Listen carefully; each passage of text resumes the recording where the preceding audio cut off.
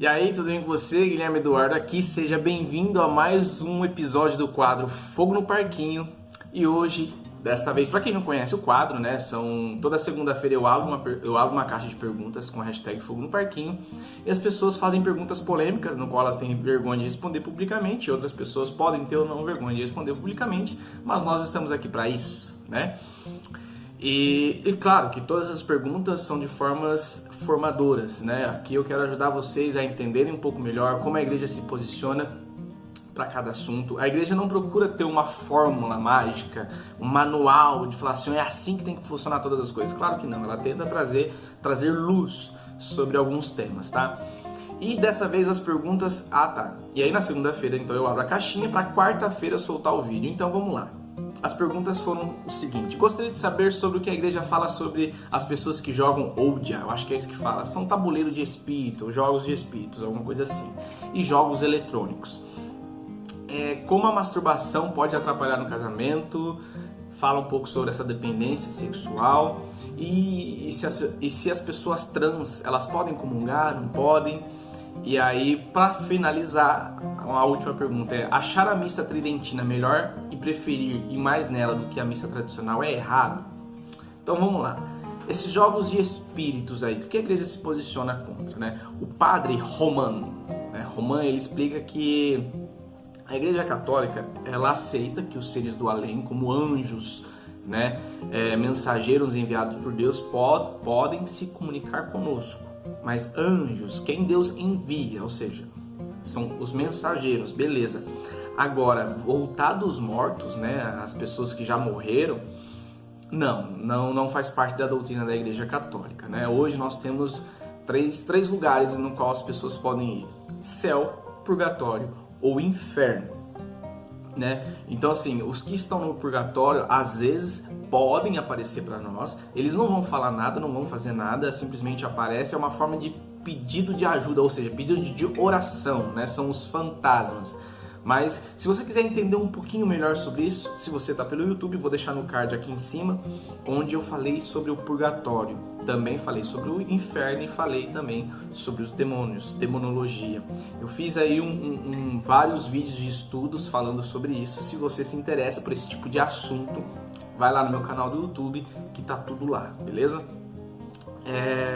Então assim, se você está fazendo com isso, o que o padre Roman vem dizer? Que isso pode ser, o médium que faz isso, né, ou a pessoa que faz isso, pode ser duas coisas: ou o inconsciente dela ou o consciente dela. Ou seja, quando a pessoa usa o consciente, ela pode estar só brincando com uma outra pessoa que tá jogando, ou o inconsciente, ou seja, é a forma do inconsciente trazer aquilo que conscientemente você não responderia. Como é que funciona esse jogo? É um tabuleiro, né, com abecedário, e aí tem um condutor, pode ser o copo, pode ser qualquer coisa, onde você fica com a mão em cima e aí a mão vai indo para lá, para cá, até geralmente dizer sim ou não, ou dar alguma resposta ou algum nome. É alguma coisa assim que funciona. Isso é pecado? Sim. Porque quando você vai consultar os espíritos, quando você quer consultar os espíritos, quer dizer que você não confia plenamente em Deus, né? Ou seja, porque Deus é a resposta que nós temos que ter. A nossa fé tem que ser inteiramente em Deus e na igreja, principalmente aqui, né, para os não cristãos, para quem está perguntando, em Deus, tá? Deus deve ser a nossa resposta, deve ser o nosso sustento, deve ser o nosso tudo. Então isso é pecado, sim, não é recomendado pela igreja, tá? Isso é falta de fé, falta de confiança. É querer buscar em outras coisas, ou seja, é querer buscar na criatura alguma resposta que o Criador pode dar, porque Deus é o Criador e nós somos apenas criaturas. Vivos ou mortos, somos apenas criaturas. Então é criatura querendo confiar em outra criatura, ao invés de querer confiar inteiramente em Deus. Beleza? A próxima pergunta Guilherme, explica aí como a masturbação pode atrapalhar o casamento, essa dependência sexual. Vamos lá. Masturbação, eu também já fiz um vídeo sobre isso, né? Eu vou deixar aqui no card. Se você está pelo YouTube, ou se você está pelo Instagram, vai no meu canal do YouTube. Se tiver no meu canal do YouTube, eu vou estar aqui já no card para você. Eu falei 1h30 com o meu amigo Paulo sobre pornografia e masturbação, onde eu trouxe de uma forma detalhada como ela nos afeta. Mas trazendo aqui de uma forma mais resumida, quando você vicia em masturbação e pornografia, o que acontece? Hoje, normalmente, você tem a dopamina no seu cérebro, que é o hormônio do prazer, né? E quando, por exemplo, hoje você vai tomar uma coca, você sente prazer, certo? Hoje você vai ver os amigos, você vai conversar com os amigos, você sente prazer nisso. Isso é bom para você. Então você recebe uma carga de dopamina. Agora, só que você recebe uma pequena carga de dopamina, né? O hormônio da felicidade. Você recebe pouco, você não recebe muito. Então imagina aqui que você tem os transmissores e os receptores, tá? Então o transmissor é aquele que vai transmitir o hormônio e o receptor é aquele que vai receber. Então vamos supor que você tem aqui, só para você entender, tá? São milhares, mas vamos só para você entender, que você tem 10 receptor e aqui a pessoa vai te enviar 10 transmissor. Só que chega uma hora quando você assiste pornografia e masturbação, o teu cérebro ele joga muita dopamina mesmo, mais do que o teu receptor pode receber. Então vamos que ele manda 100 hormônios e você tem receptor de 10. Então como é muito, ele começa a falar, alguma coisa tá errado, não tá muito certo isso aí não. E aí ele começa a fechar os receptores. E aí fica mais difícil. Então para você continuar recebendo e ter o mesmo tanto de prazer, ele vai enviar cada vez cargas maiores para você ter a mesma sensação de prazer. Então pornografia e masturbação é igual cocaína. Quando você experimenta a cocaína pela primeira vez, você tem um pico de dopamina, assim, de prazer, que para você ter esse mesmo pico, você tem que utilizar uma dose maior da cocaína, né? Tem que ter uma dose maior para você receber uma dose maior de dopamina, porque os teus receptores vão falar assim, cara, tá errado alguma coisa aí. Então isso é muito complicado. E aí, o que isso vai causando em você? Vai causando, às vezes, depressão, ansiedade, uma tristeza maior, aí, mais do que o normal com você. Por quê? Porque quando você vicia nisso, na masturbação e pornografia, você está acostumado a receber muita carga de dopamina. E aí, quando você vai ver um amigo, ou quando você vai tomar uma coca, você recebe uma carga muito menor de dopamina, porque é o normal do nosso dia a dia.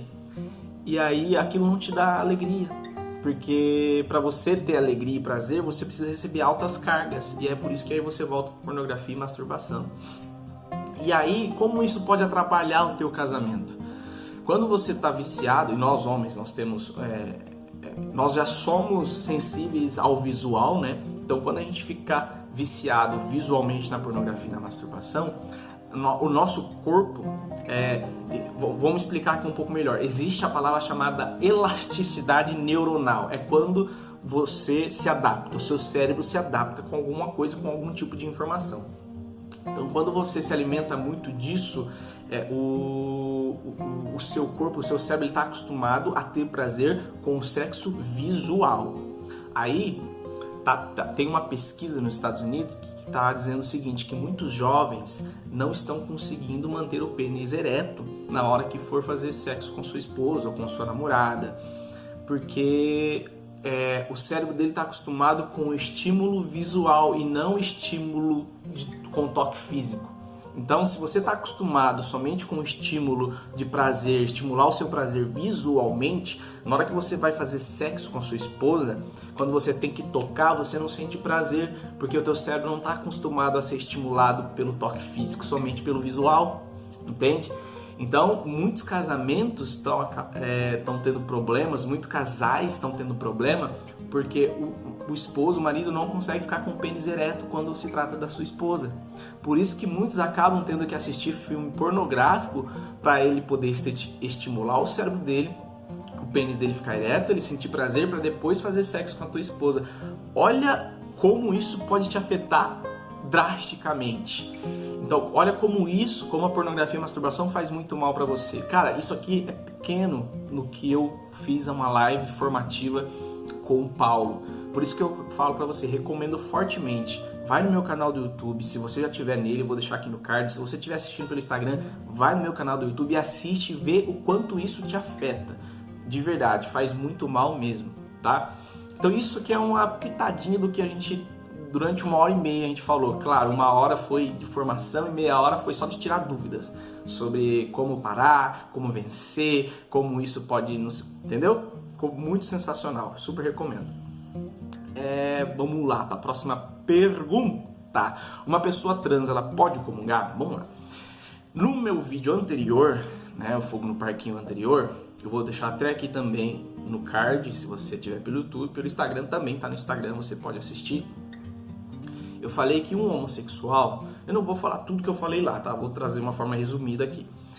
Ele pode ser, inclusivemente, ser considerado santo um dia, se ele viver a castidade, se ele viver a palavra de Deus, a vontade de Deus, ou seja, ele entregar toda a sexualidade dele, todo o ser dele para Deus. Porque assim, ser homossexual não é pecado. A prática sim é pecado. Então a igreja condena a prática. Mas lembrando que o homossexual, a pessoa homoafetiva, ela é acolhida pela igreja, deve ser acolhida por Deus. Agora o transexual é quando ele se sente uma outra pessoa dentro do corpo, né? E aí tem gente que chega a fazer a transição, que é o que? Alterar o órgão genital. E para fazer todo esse processo, a pessoa tem que tomar hormônio, é todo um processo. Você vai preparando o corpo para aí no final você receber um órgão genital diferente. Então, isso é um trans. E quando a pessoa chega a fazer essa troca, ela tá muito convicta do que ela quer. Então, seria muito fácil eu virar para mim, para você que está assistindo que é trans agora e falar assim: não, se você se arrepender do teu pecado, se você se confessar, você pode voltar a comungar. E eu sei que não é fácil assim. Assim, eu me coloco, pretendo me colocar no seu lugar. Eu digo na questão de empatia, tá? Eu sei a dor que você está sentindo. Não, na verdade, assim, eu tenho ideia. Eu não sei completamente porque eu não estou no seu lugar. Assim como um casal de segunda união, né? Que não pode comungar, mas quer comungar. Então, assim, você é um trans, mas é cristão, quer viver a palavra de Deus, mas tem isso que está acontecendo. Então, eu quero dizer o seguinte, que você não é perseguido, eu digo assim, pela igreja, a estrutura cabeça, tá?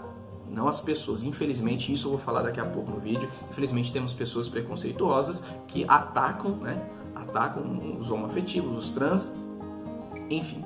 Mas assim, eu quero dizer pra você que você não tem que, neste momento, se sentir excluído pela igreja, porque assim como você, eu também, se eu não estiver em estado de graça, eu também não posso comungar. Então assim, pecado é pecado, não importa se o seu pecado é ser trans, se o meu pecado é masturbação, se o meu pecado é eu trair a minha esposa, entende? Tudo é pecado, tudo eu digo essas coisas, tá? Então assim, para você comungar, você tem que estar em estado de graça.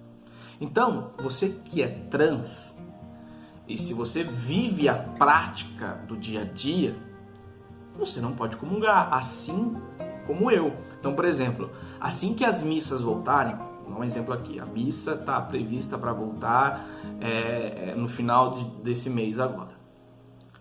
Assim que voltar, eu não vou poder comungar, porque eu não estou em estado de graça. Eu vou ter que me confessar primeiro, me arrepender dos meus pecados, me confessar, estar em estado de graça para depois comungar. Então, você que é um trans, vamos supor que tem trans que não chega a fazer a transição. E tem trans que chega. Então, assim, se você se arrepender, e se você que já fez a transição, tá? Eu digo assim, se arrependeu e não quer guardar a castidade. E claro, não é fácil voltar. Então você não precisa voltar, né? Desfazer o que você já fez. Mas se você se arrepender e se confessar, você pode voltar a comungar, desde que você busque uma vida de santidade. Assim como eu também preciso buscar uma vida de santidade dentro do meu casamento. Então que você busque. Agora, se você também não chegou a fazer a transição, a mesma coisa. Que você viva uma vida de castidade, viva uma vida de amor, uma vida de caridade, assim como eu tenho que buscar viver a caridade, uma vida de oração, assim como eu tenho que buscar uma vida de oração. Então entende aqui, não é porque você é trans, não. Pecado é pecado e estado de graça é estado de graça. Então a regra serve para todo mundo. E aqui eu não tenho que ficar olhando só para a regra como carregador de regra aqui, como lei. Não, porque Jesus falou, né? A lei é para o homem, não o homem para a lei. Então a igreja nos dá um auxílio de como viver a vontade de Deus. Ela vai nos mostrando o caminho. Mas assim, aí eu quero entrar nesse outro aspecto. Que tem pessoas dentro da igreja que infelizmente hoje são muito preconceituosas e que não deveriam.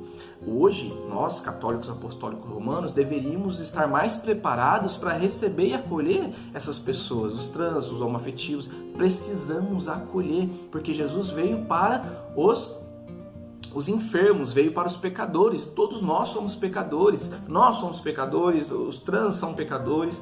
Então, assim, precisam ser acolhidos. E eu acredito que se fosse Jesus não ia deixar de acolher e não ia deixar de lado casal de segunda união, pessoas homoafetivas, transexuais. Não, ia acolher todos, ia amar a todos. Mas uma coisa é acolher e amar. Outra coisa é tornar isso como verdade. Então eu não posso mentir para você que a igreja nos mostra, Deus nos revela que Ele fez homem e mulher. Essa é a verdade, entendeu?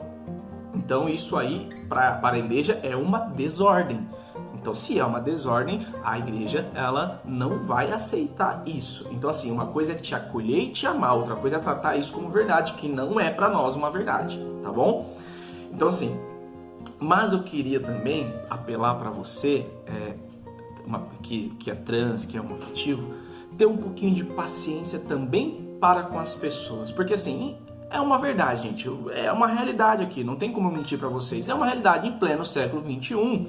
Ainda assim é difícil para muitas pessoas que foram educadas uma vida inteira, né? Ou seja, milênios, séculos inteiros, onde trazendo que o natural, né? Não vou nem dizer que normal, porque ninguém é anormal, mas eu digo o natural é homem e mulher que se casam. E aí chega umas pessoas que propõem algo diferente. É difícil de assimilar, não tem como dizer.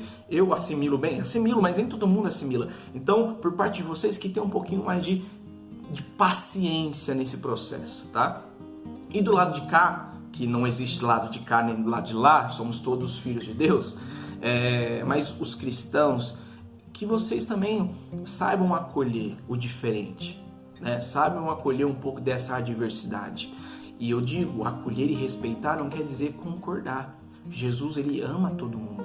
Lembra? Jesus ama o pecador, mas rejeita o pecado. Então as pessoas merecem sim o nosso respeito, sim o nosso amor, sim a nossa acolhida. Então, tanto do lado de cá, do lado de lá, lembrando que eu só estou trazendo isso só para dar o exemplo, porque não existem lados. Vocês, os dois lados, tenham empatia, tenham carinho, discernimento, acolhida, caridade, respeito.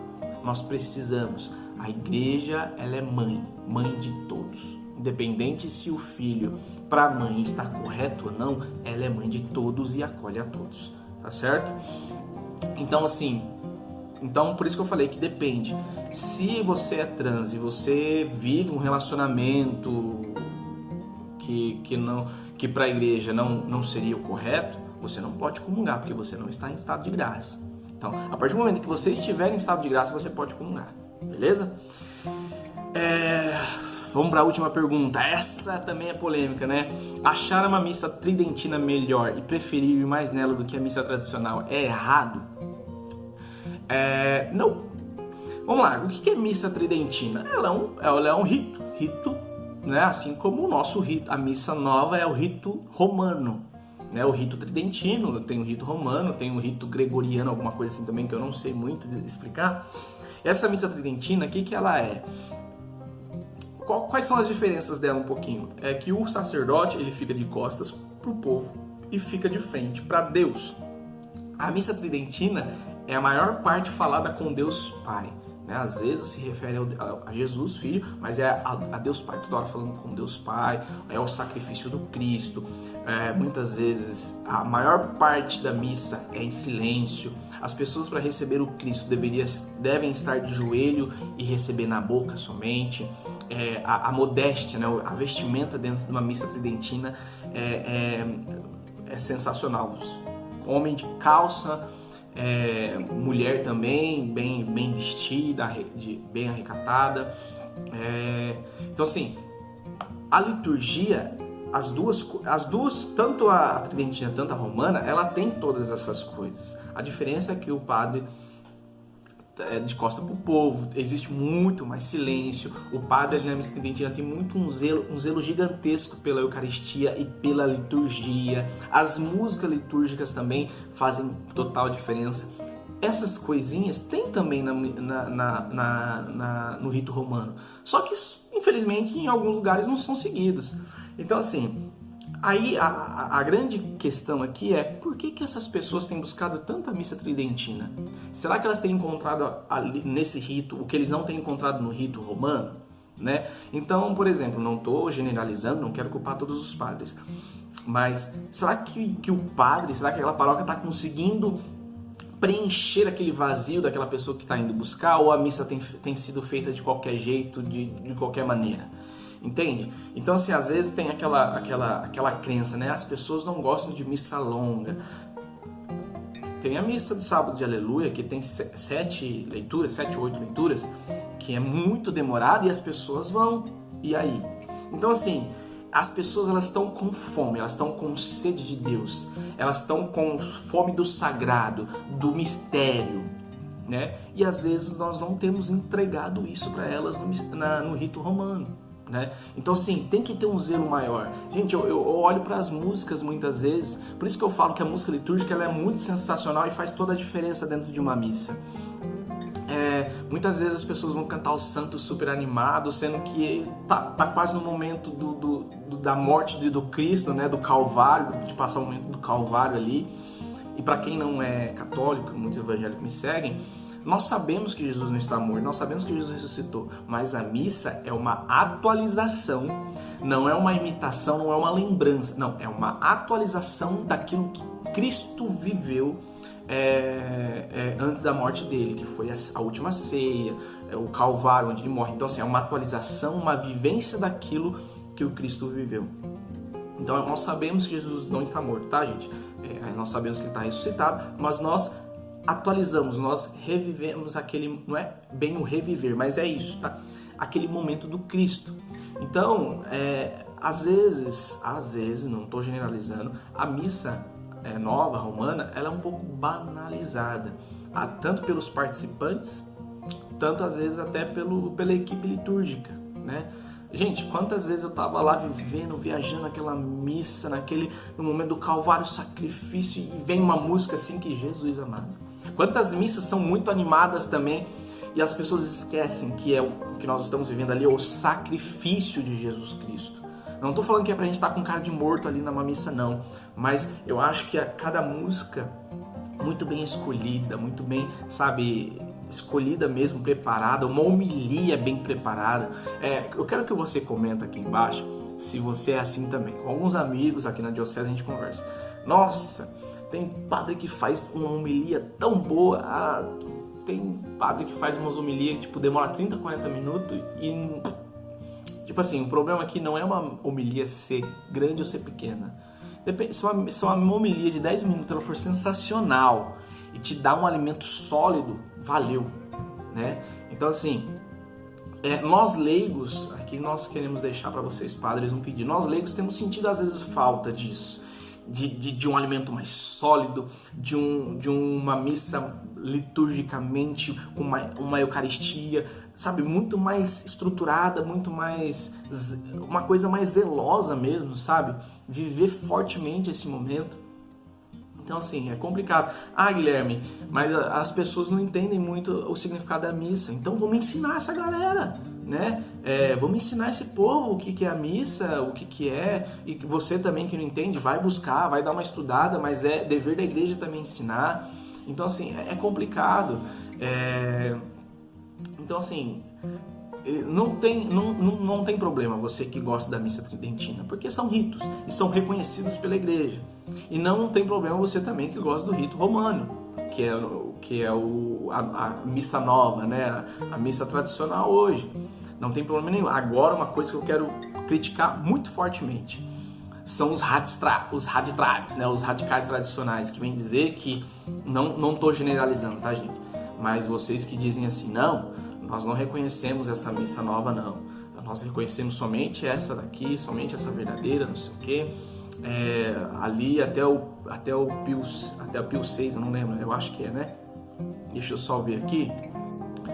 Pio VI, né? Até Pio VI ali a gente aceita, depois a gente não reconhece mais. Queria dizer o seguinte para vocês, que quem divide é o diabo, é diabolos. Então não seja diabo, não seja divisor dentro da Igreja Católica Apostólica, tá? Se você faz isso, se você defende isso, você é um divisor. Você está sendo ferramenta na mão de Satanás. É isso que eu queria dizer para você. Guilherme, muito forte isso. É forte, mas é a realidade. Entende? Ou você trabalha pela unidade da igreja, ou você trabalha pela divisão, né? E aí, você faz parte de qual corpo? Pô, você não é católico apostólico? Então, católico apostólico romano. Então, os papas que estão aí, sim, não tem a infabilidade dos papas, os papas não são falhos em suas decisões canônicas, né? Não estou falando que um papa não é pecador, mas todas as decisões importantes da igreja, nenhum papa até hoje retirou o que o papa anterior fez, né? O papa, por exemplo, Francisco hoje não foi contra, não retirou nenhuma decisão importante de qualquer papa antecessor a ele, entende? Porque os papas não existe essa falha nessa decisão. Então, se você é católico, apostólico, romano, então seja fiel à tua igreja. Então, mais uma vez, se as pessoas estão buscando a missa tridentina, é porque esse rito o romano, o problema não está na liturgia romana, mas está na forma de como ela está sendo conduzida, como estão sendo feitas essas missas hoje em dia. Gente, chega até dó de ver, mas muita gente vai de qualquer jeito para a missa, recebe o corpo e o sangue. Gente, se nós tivermos consciência do sacrifício, do que é estar em estado de graça, nós não comungaríamos sempre, né? Assim, eu digo, de qualquer forma, e também não receberíamos Jesus de qualquer maneira, tá? Então, assim, é uma coisa muito importante que tem que ser discutida. E aí eu lembrava de fazer um outro vídeo junto com o Felipe. A gente fez, mas por algum motivo o aplicativo não pegou o áudio. Eu quero fazer, fica até o convite publicamente pro Felipe de novo. Felipe, eu quero fazer um vídeo com você para a gente conversar, bater esse papo novamente sobre os nossos anseios como leigos para os padres, para os nossos pais espirituais. Temos algumas coisas a falar, a nos declararmos, sim, que às vezes não são muito legais, não somos donos da verdade, mas nós queremos falar das nossas necessidades como leigos que estamos sentindo falta ultimamente de vocês, padres, tá bom? Então já fica aí uma diquinha do próximo vídeo que vem por aí. E sexta-feira nós vamos ter uma live, como estamos no mês de agosto, na mesa vocacional, vamos ter uma live sobre a vocação do sacerdócio, sobre a ordem. Vamos falar da beleza do sacerdócio, da importância do sacerdócio para nós, para dentro da igreja, para a sociedade em si. Tá bom? Deus abençoe vocês. Deixem aqui nos comentários sugestões de outros temas para Fogo do Parquinho. E segunda-feira eu espero vocês de novo para vocês fazerem outras perguntas. Digam o que vocês acharam. Eu quero feedback de vocês. Fala para mim, Guilherme, tô gostando muito do vídeo, não tô gostando do vídeo. Fala sobre isso, fala sobre aquilo. Estou aberto para vocês. Qualquer coisa, manda um alôzinho para nós que a gente conversa. Beleza? Deus abençoe vocês e até a próxima.